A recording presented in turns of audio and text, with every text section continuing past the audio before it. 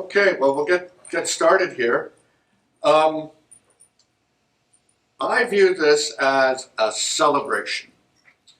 What I'm going to show you is more or less a culmination of more than 10 years of my life working to find the lost cities. Now, you know, it hasn't had the share price bump up that I expected, and there's reasons for that. And kind of, well, you know, when you're in the public domain and you have a public company and it has limited liquidity because you own too much of it, and I own 38% of it, it doesn't have a lot of share liquidity and it can't be manipulated up and down. And it's very, very unfortunate. I was expecting the share price to go well north of $2. Unfortunately, some sharks got a hold of it. They misinterpreted the press release, which I think is actually very positive.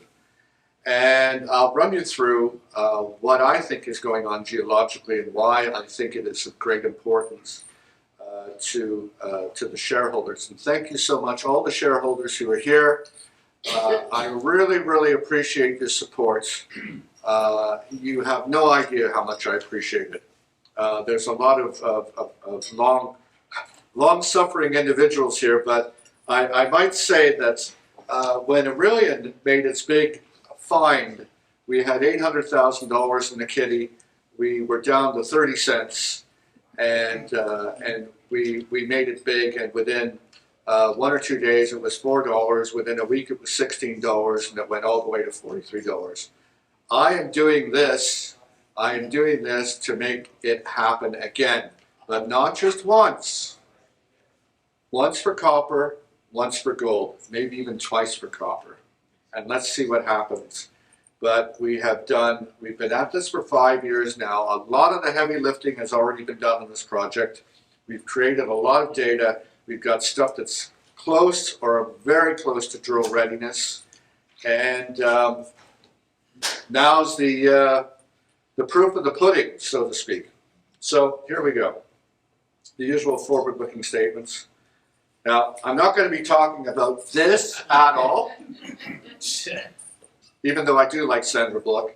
And I'm not going to talk about this at all, but just to say that we started a TikTok channel, a TikTok thing, just as an experiment. And we got 170,000 views, 170,000 views over about 10 days. I don't know if they were confusing us with this or with Sandra or whatever, but what the hell, you know, it all works. It was made up from a video that I had shot 5 years ago, and we just kind of pieced it together, little snippets here and there. So you're all familiar with where we're working in Ecuador, in the Cordillera de Cutucu, which is up here. And this is contiguous with the Cordillera del Condor down here, where all the goodies are already known. This is from 5 years ago, from the Northern Miner, and it talks about my involvement looking for the 2 lost cities. Now, the 2 lost cities are called Logroño de los Caballeros and Sevilla de Oro. The story is very interesting.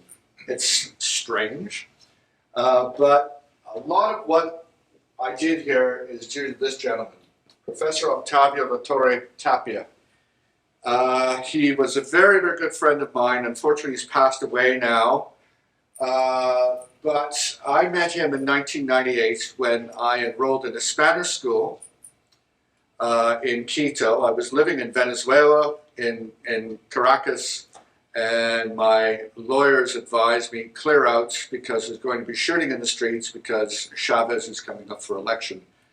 So I did. I left for a month, and I didn't know where to go or what to do, and I decided I'd go improve my Spanish. I actually didn't improve my Spanish at all, and it was his fault. Because he said to me the very first night, he said, I did my PhD at Boston College, and I'm losing my English. So I'll make you a plan. I'll make you a deal. We will speak Spanish until 8 o'clock at night, and then we only speak English. And I had gone through an entire day verbos irregulares, regular verbs, and my head was throbbing, and I said, done, sure, okay, fine. And so, you know, over the next couple of weeks, this gentleman was a polymath. He knew so many different things about so many different subjects. And he was very intrigued because I'm a geologist. And he said, you know, I worked for the mines department here in Ecuador. I said, how the hell could you do that? You're a historian. He said, well, there was this place known as Nambija, which had been a gold mine of the conquistadors, and it had been lost in 1603 after a smallpox epidemic killed all the labor force. And he said it was never found again until 1981, when two boys were out hunting wild pigs in the forest, and they come across a tunnel on the side of the hill. They go home, they tell their father, the father comes out. The father finds visible gold in the tunnel. Within 1 month, there are 25,000 miners there.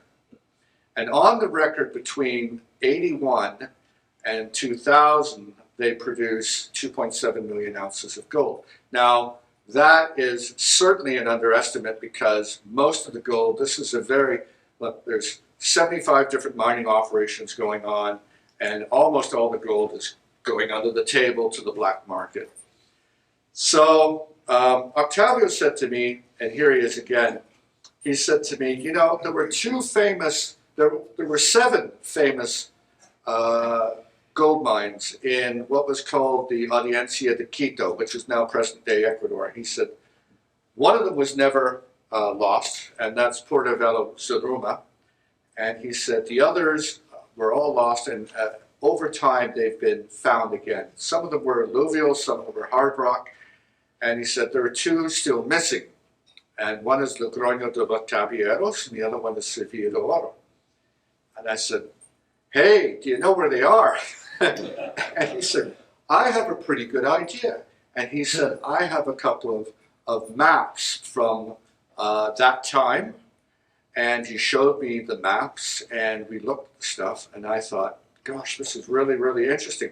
So, you know, I'm kind of getting ahead of myself, but this is Nambija in 1993, and it was just a collection of, it's a big shanty town, right? The government said, look, you know, if this had been found and passed to a company, then we could have raised taxes from the company. It would have been done in an ordered fashion. There wouldn't be raw sewage running down the main streets and all of this chaos going on. And most of the gold would have been accounted for. This area, Nambija, actually turned out to have up to 5% gold in the rocks, 5% gold in the samples that came from the underground. It was incredible. So Professor Latorre said to me, he showed me a map, and he said, look, you know, this map is from 1750. It shows where Nambija is. And he said, if any smart person had looked at this and actually figured it out, they could have had Nambija all to themselves. And the government employed Octavio to go through all the archives looking for mentions of ancient mines. He worked with another gentleman, and they produced a small book. And then after that, the government changed, and they no longer financed the work. So he decided to continue on his own nickel. And he said to me, Keith, I think I know where the Logroño and Sevilla de Oro are, and we can get them for ourselves. I was very intrigued by that statement, of course, right? So he showed me this map. And this map is from 1584. The label is Peruviae Auriferae Regiones Typus. It's in Latin. It says the gold areas of Peru. And at the time, this was known as the Viceroyalty of Peru. And here's Logroño, and here's Sevilla de Oro in that little box there. So this is actually one of the oldest maps of South America. And, you know, it's in an atlas, and you go through the atlas, and this is one of the few maps that's actually labeled. And I said to Octavio, why the hell would they, produce this? And he said, there were the same sorts of things that were produced during the Klondike Rush and during the California Gold Rush. And people who bankrolled the conquistadors, because they were all bankrolled by somebody, to go into the interior and go and find these gold areas and secure them for themselves. They had to pay what was called the quinta to the crown, 20% royalty, but they were all backed by someone. So that this kind of map would be sent back to the folks back in the old world, back in the old country, to see where they were going and where they were working. Now, I just slipped this in. Ron asked me a question about placer gold nuggets and things like that. Now, as I said here, possession of gold nuggets or dust in New Spain was punishable by death. They would hang you or garrote you. And garroting, I apparently was not a fun way to go. So all gold that was produced in these various places was surrendered to the closest Caja Real, the Royal Treasury outpost, and it would be smelted into a bar. The bar would be weighed, recorded in a book, and then it would have all these stamps put on it. And this is XX1 with three pips here, and that means actually 21.75 carats in fineness. And then there's a whole bunch of tax stamps on here to say that the taxes have been paid. And the reason that they stamped this whole bar from one end to the other is because they would actually break up the bars and cut them and use them as quasi-currency. So that's kind of a little bit of an aside there. The person who founded Logroño and Sevilla de Oro was this guy, Juan de Salinas. He died in Loja. He's buried in a church there. He was one of only two conquistadors who participated in the conquest of the Aztecs of Mexico with Hernan Cortez, and then later the Inca in Peru with Francisco Pizarro. Now, this is back in Logroño in Spain, because I hunted this guy down. I went to Spain and I checked out where he had lived. And this is a church that the Iglesia de Santiago, he actually built this bell tower. He went back to Spain on a trip to have his rights recognized by the king as an adelantado, which meant that he answered to the king and no longer to the viceroy, because he thought the viceroy was ripping him off of the gold production. But this guy, Juan de Salinas, became fabulously, stupidly wealthy on the backs of the gold that was produced from Logroño and from Sevilla de Oro. And in this niche right here, right there, which was built about the same time as the bell tower, here's the old boy himself. Here he is riding on a horse. And I've had two art historians look at this, and they have verified that these poor souls underneath are actually dressed as Inca warriors, and he's running roughshod over them. All you can say is that the man was a bastard. He really was. And, they treated the indigenous people not even as humans. It's a sad, sad time of history. And thank God it's no longer with us. This little thing here, there he is. He's meant to be a monkey. So, this is the connection with Ecuador, with the jungle, and all the rest of it.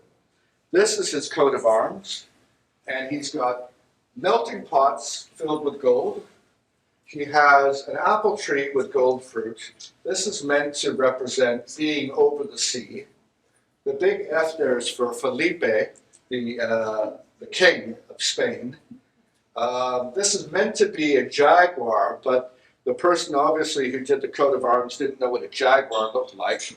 And besides, they call them tigres in that part of the world anyway. So he just drew a tiger, and it's guarding a chest of treasure right here. So, I mean, there's gold, there's silver, there's gold all over this thing. After Aurelian was sold in 2008, I had the financial means and the time to go and look for other documents in the Archive of the Indies here in Seville in Spain. This is an amazing building. Now, when we were there, back in the day, all of these folios were full of documents. There was actually 24,000 file boxes, and they contain 80 million pages of documents, or they did. Now what they've done, they jacked up the whole building. They excavated 2 floors underneath it, and all of these important papers have been moved down into the basement where it's controlled for temperature, fire protection, and all the rest of it, because it's considered to be a World Heritage Site. So we found hundreds of documents there. Then I moved on to this place, the Biblioteca Apostolica Vaticana. And there's my library card to the Vatican Library. And I went to the Vatican Library twice. The second time I went, I wanted to find this book. And this book was in the personal library of the Pope Urban VIII. At the time, he was known as, his family name was Barberini, and the coat of arms of the Barberinis is here, and they call these the Barberini bees. They're everywhere. On all the documentation of the Barberinis, you see bees. This was written by Antonio Vasquez de Espinosa. He was a Carmelite priest. It was rediscovered in 1929 in the manuscript library of the Vatican. And here's just an excerpt. This is the important part. So, it says, Capítulo de la ciudad de Sevilla de Oro in la provincia de Macas. The chapter regarding Sevilla de Oro in the province of Macas. Now, it mentions here a couple of things. So, here it mentions a place called the Rio de Chambo. It mentions the village here of Riobamba, which exists today. It mentions here Ladroño de los Caballeros. And for me, one of the most important sentences is here. La tierra más rica de oro que hay en todas las Indias. The gold is richer than all of the Indies. And this is off another document. Here's his signature. Antonio Vasquez de Espinosa. This is a translation. Now, a couple of things that are important here. This is talking about how to get to Sevilla de Oro from the town of Riobamba. And it says you have to go up over the top of the sierra called Sofia, a paramo called Sofia, which means cold sierra, of which there are 2 very large lakes. The rivers issuing from that, one runs west and passes near Riobamba. They call it the Rio de Chambo, right? Then later on, the next paragraph, it talks about Sevilla de Oro and a river running near the city, and it's called the Opano, right? So here's another book that was lost for many, many years. It's called the Inca Chronicle. It's from 1615. It's by Guaman Poma de Ayala. It was rediscovered only in 1908 in the Royal Library of Copenhagen. And it says here, Ciudad, la Villa de Riobamba. And look at this church here, right? Look at this church. So I'm taking you on the voyage of the conquistadors right now. There's the church today. right? Same church. Constructed by the conquistador Diego de Almagro. Everyone knows that name because there's a couple of prominent streets in Quito named after him. And this is the Iglesia de Balvanera. It's the oldest church in the Republic of Ecuador. So it mentioned two big lakes. Here are the big lakes. It mentioned the Rio de Chambo, which is here, Rio Chambo. And up there you can see there's the connection between the border between Chimborazo province and Morona, Santiago. So we're very, very close. Then you follow this river outlet down through Lagunas Negra and then to the east, and you're down into the area. Now, it mentioned in the document the Opano River. This is now called the Upano with the U. And here's Macas, which is in the title. So it doesn't take a lot of convincing to look at this and figure out this is the right place, right? And it just so happens to be north of Fruta del Norte, where I worked for many years, right? Here's the trend coming through here. It's a continuation of the trend up to the Cordillera de Cutucu, right? So there's some interesting stuff here I want to point out geologically here. Bear with me, please. As I know a lot of you are not geologists, but you see a lot of orange here, a lot of orange. And this is igneous batholith. This is basement rock. Underneath this, there's nothing else but granite going down, down, down for who knows how many kilometers. And then there are little scabs in blue here of the sediments and volcanics sitting on top. Most of it's been eroded away. There's a lot of gold alluvials down here, a lot of placer gold. That's what led prospectors into the area, going back to the 1920s. When you get north of the Rio Santiago, which is here, which is the only river that runs from the west to the east and down into the Amazon, things change drastically. That's because this is a fault zone, and up here, the sediment and volcanic packages are intact. That means that the gold systems are largely intact and the porphyry systems are largely buried.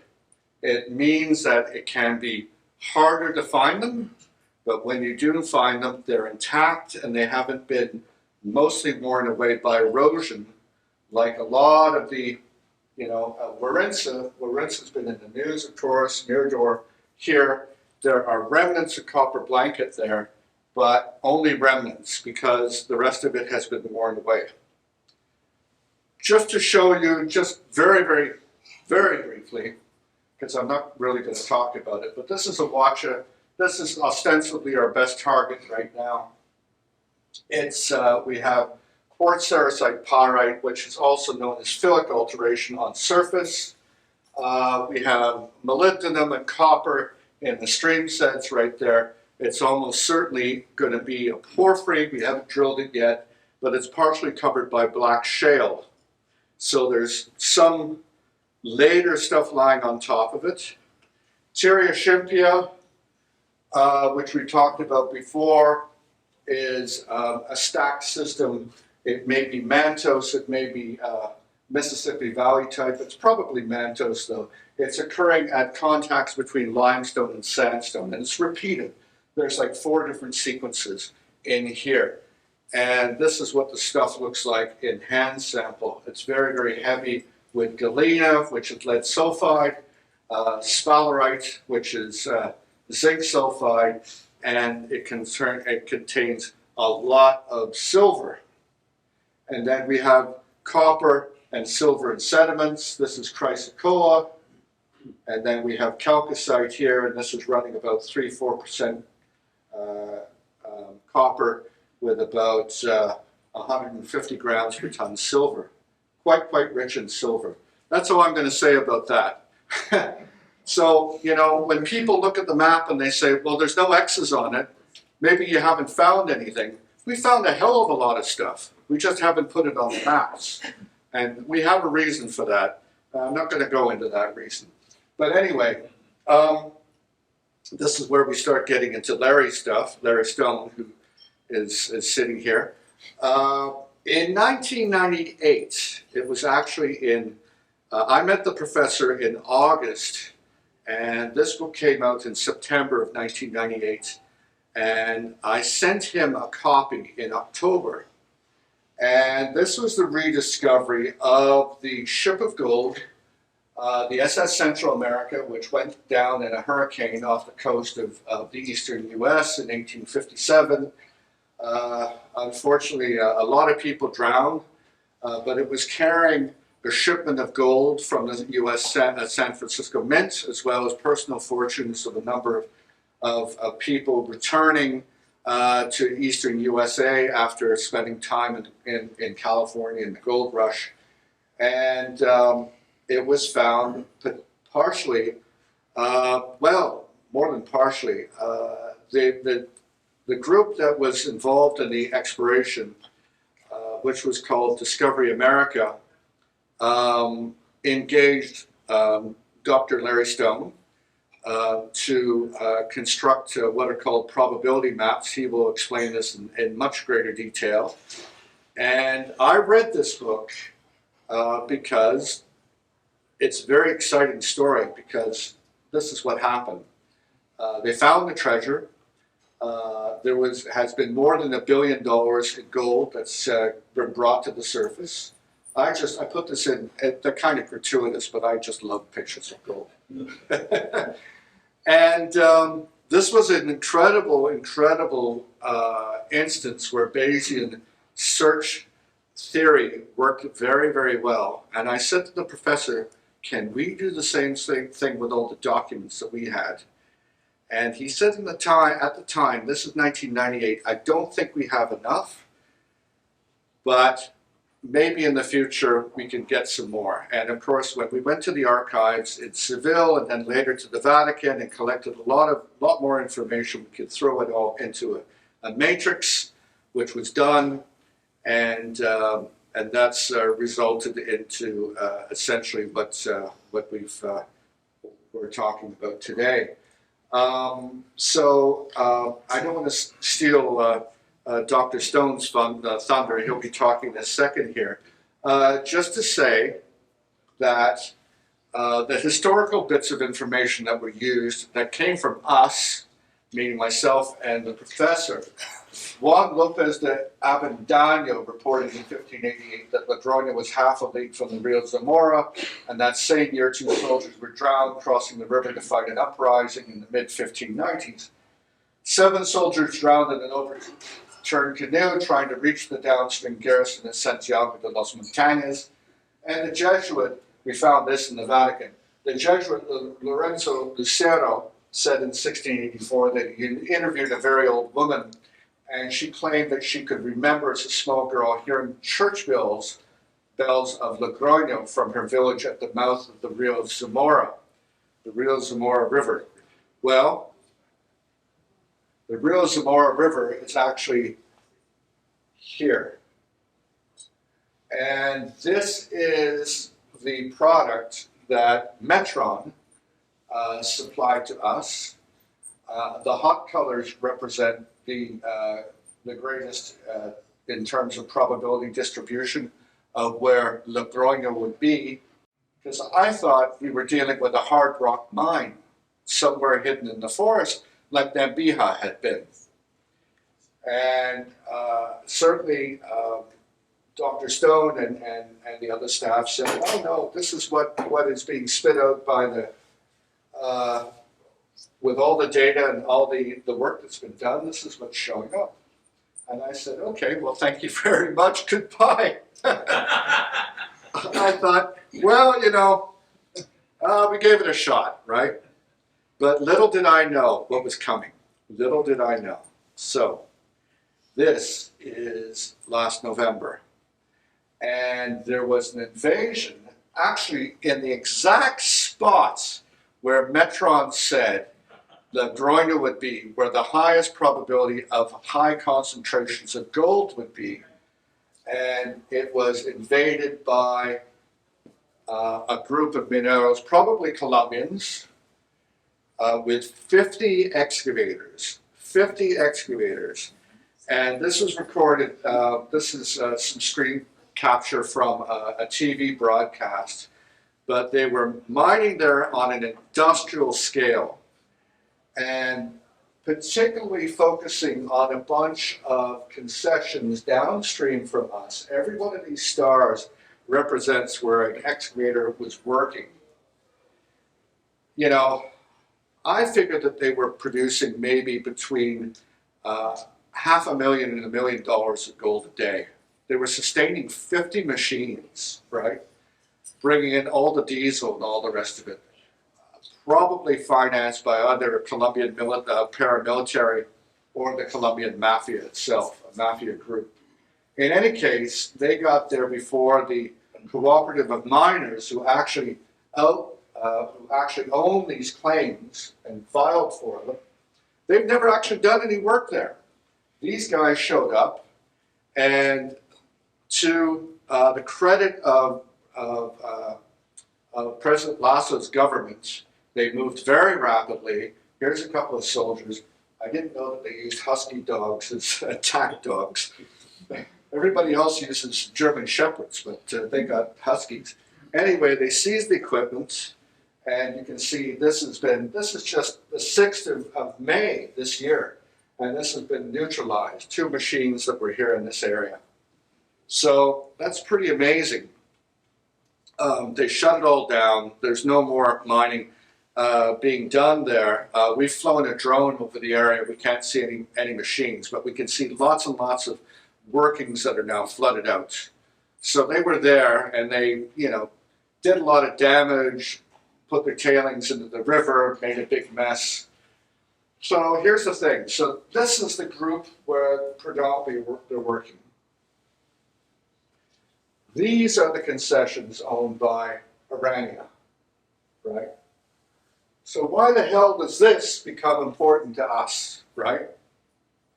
The reason is Apai, which is one of our epithermal anomalies, one of our targets comes within a kilometer of this river, right? Just a kilometer of the river, very, very close indeed.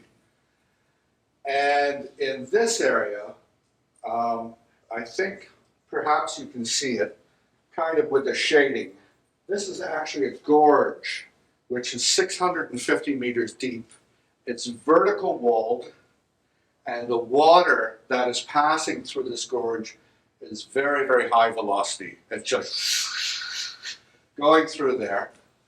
And the river from there down through this area, down to about here, is always confined on one side or the other by a cliff. And because of that, it can't generate a lot of alluvials. There's a little bit of stuff here, so you can see a cliff here. It's flat over here. There's a little bit of an alluvial here, but not much. Small. When you get into this area over here, the river starts to grade, it flattens out in topography, and the river widens. And this is what's considered in alluvial gold, placer gold parlance to be a drop zone. This is where the water loses its velocity. It no longer has the carrying capacity to move gold. And gold is very heavy. Most of the gold actually moves by what's called saltation, which is bouncing down the stream bed. But it can't even move with that down here. It just gets dropped out. So this is where the richest of the gold is, but where the hell is the gold coming from? We think it's coming from right there. Right there. So it becomes very, very interesting for us. You can see, if you look at this, you can see there's a lineation going here, which is kind of north-south. And if indeed this is a bit of an east-west fault, then this area, and it's been excavated down to 650 meters depth from the top of the gorge, right? If there was another epithermal system in here, a continuation of a pie down in this area. It's been excavated right down to its roots. And we actually find chalcedonic quartz veins in the bed of the river. But, you know, what was there is now in the sky. And I think that potentially 1, 2, who knows how many Fruta del Nortes were actually sitting here, and they've been carried bodily all the way down to the river and dropped there. Maybe millions of ounces of gold. You know, this is the only place that fits the descriptions from the historical accounts that could be Logroño. So Logroño was probably a settlement, a palisade camp down here somewhere, and with maybe 20 or 30 Spaniards living in it, and they controlled 2,000 indigenous laborers who would go out every day and pan gold.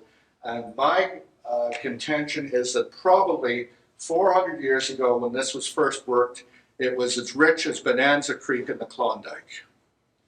And it was a major source of gold. We know that in the first year of operation, it yielded 4,400 ounces of gold by hand labor.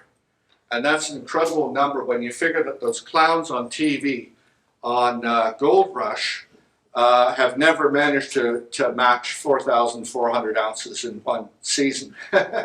So this is really quite amazing. So we're going to continue to work on this. Now, we found a place upstream. I'm not going to show where it is because this is being recorded, and I certainly don't want any sly people who are mineros are going to go out there and start digging gold. But when our guys got down in this area and they were doing their work, they got a report from somebody that someone had brought an excavator onto their farm and were digging holes illegally. And he asked if we could go and have a look at it. So we did. We sampled the material that came out of the hole, and it appeared that the whole area was on the side of a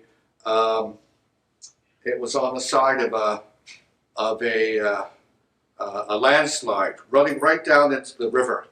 And I'll show you the results of that in a second here.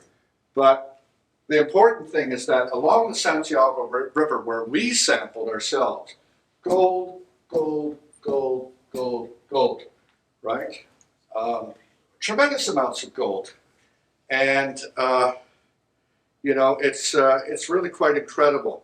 Now, I'm going to skip over one here, but this is a very, very curious looking thing. What the hell could that be? It looks like fingers, right? And here it is, an outcrop.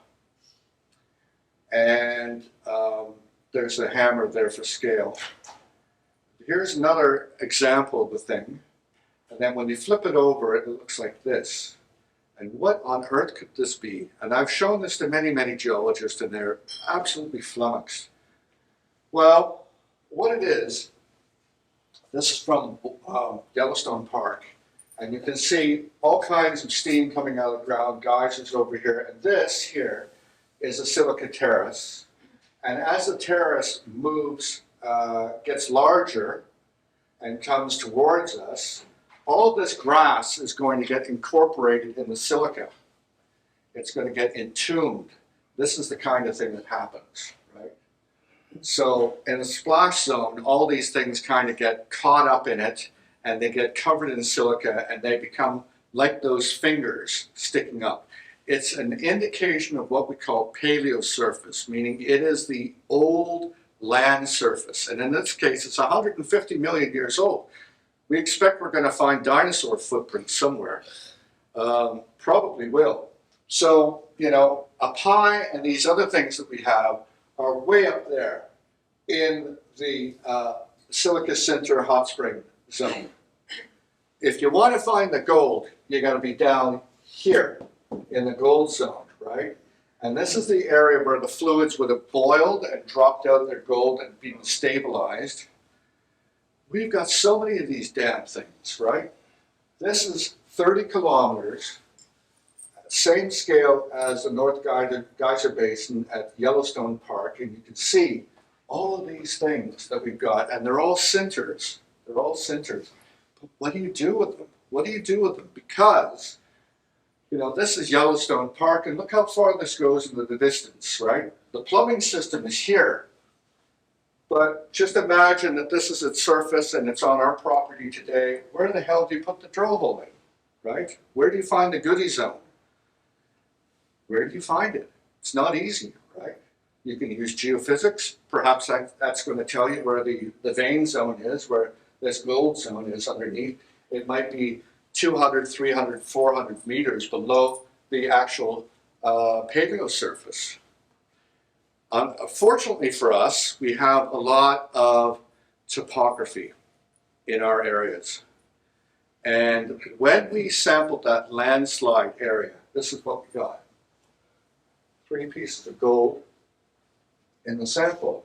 We've got a lot of epidotes. We've got octahedral chromite and magnetite in there as well, but 3 pieces of gold. And very, very importantly, we've got this. And this is cinnabar. Cinnabar is mercury sulfide.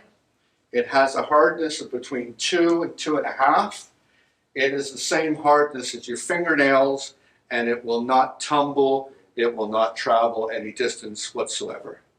So we found 4 pieces in the heavy mineral concentrate of cinnabar. The cinnabar is very, very commonly a part of an epithermal gold system. We're finding it here with gold. It's very common at Fruta del Norte. So what does this all mean? I think that we are really onto something here, and that potentially under the soil horizon, we have got another gold zone. And let's just hope it's something kind of like Fruta del Norte. Who knows? It's still early days yet. We're doing a soil survey over this area right today. But I'm very, very excited about this. So this is the present day Logroño. You can go there and follow the street signs and say, hey, I found Logroño. But this was actually established around the First World War. And there's myself with the professor. So I'm just going to skip a couple here. That's about it. And thank you very much. And I'm looking forward to Professor Stone's presentation. Can we say that you are Dr. Jones? You can call me whatever you want.